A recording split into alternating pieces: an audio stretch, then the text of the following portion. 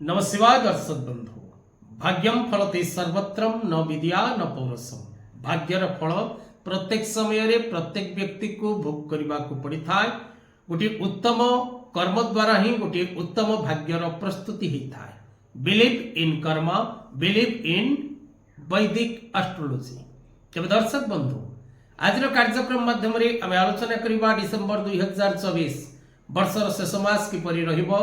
प्रत्येक धनु राशि धनु लग्न नाम राशि रे धनु व्यक्ति विशेष मान कौन रही शेष मासटी आपणकर शुभ अशुभ फल प्रत्येक 19 न 20 न 21 न मूला पूर्वाषाढ़ उत्तराषाढ़ नक्षत्र धनु राशि व्यक्ति कौन रही भविष्य फल।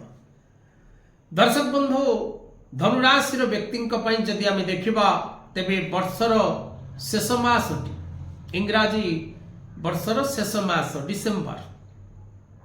डिसेम्बर मासटी प्रत्येक धनुराशि व्यक्ति किसी नुआ करिवार स्वप्न जदि आपणकर मन मध्य रही तेरे नूतन कार्य को रूपरेख दवाई भाग्य आपण को पूर्ण रूपे साथ दब। प्रत्येक क्षेत्र आपण को सफलता मिल प्रत्येक कार्य आपण विजय लाभ करेंगे। विभिन्न दिगरु सफलता प्राप्ति करेंगे। माली मकदमा कोर्ट कचेरी रे आपण विजय लाभ करेंगे।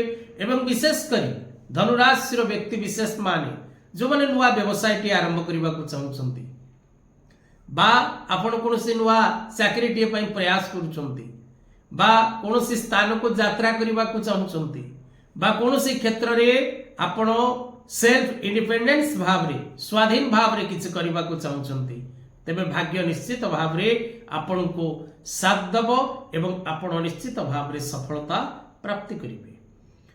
धनुराशि व्यक्ति विशेष मान जदि आम देखा दर्शक बंधु जो माने व्यवसाय करुचंती जो माने कृषि करुचंती से माने व्यवसाय माध्यम रे निश्चित भाव रे पूर्ण शुभ फल लाभ करिवे अर्थात से मानकर व्यवसाय उन्नति करिवो। Share market trading export import real estate stock market transporting market travelling market ए सब क्षेत्र में थिबा व्यक्ति विशेष माने निश्चित भाव रे व्यवसाय क्षेत्र पूर्ण सफलता लाभ करिवार जोग रही। ऋण आदान प्रदान क्षेत्र में जदि आपण कौन व्यक्ति को ऋण दबार अच्छी कौन व्यक्ति ठारू आपणकर किसी ऋण प्राप्ति करिवार अच्छी ऋण आदान प्रदान करंतु नहीं ए मासरे विशेष करी कहीं ना ए मासटी आपण को मानसिक स्तर रे अशांति दब व्यवसाय लाभवान हेबे कर्म क्षेत्र में प्रगति करिवे किंतु मानसिक अशांति प्राप्ति करिवार जोग रही। विशेषकर मान सम्मान आपणकर वृद्धि पाइबो एवं अनेक स्थान रे आपणकर कर्ममय जीवन रे पद पदवी परिवर्तन चांसेस रही परिवर्तन जोग रही। महिला माने पारिवारिक जीवन रे सुख शांति आनंद लाभ करिवे। बालक बालिका माने शिक्षा क्षेत्र में आग को बढ़िबे।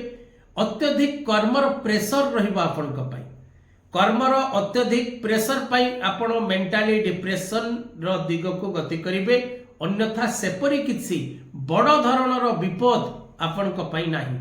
प्रत्येक धनुराशि व्यक्ति ए मासटी अत्यंत शुभ फल प्राप्त करिवार योग्यता और क्षमता लाभ करिवे। प्रत्येक दिन नमः शिवाय मंत्र उच्चारण करंतु एकमुखी रुद्राक्ष धारण करंतु पुखराज रत्न कवच धारण करंतु उग्रतारा जंत्र कवच धारण करंतु प्रत्येक समय रे गुरु गुरुजन मानकर आशीर्वाद नियंतु एवं प्रत्येक समय रे बिलीव इन कर्मा भाग्य को विश्वास करिबा सह कर्म को विश्वास करंतु एवं उत्तम कर्म करिबा को चेष्टा करंतु। आज कथा वस्तु को एठी रखिबा। जय जगन्नाथ।